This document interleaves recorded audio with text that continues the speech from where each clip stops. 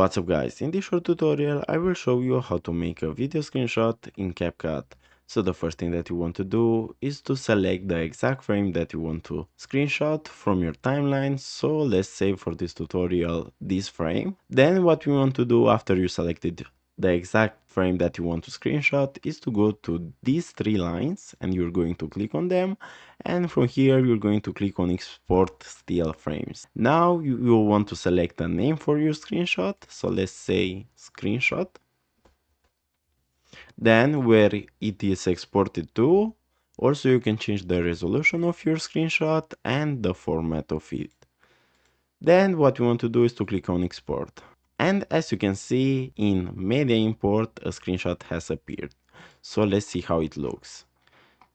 And as simple as this, you just made a video screenshot in CapCut. So guys, this was the tutorial. Thanks for watching and don't forget to leave a like and subscribe to the channel.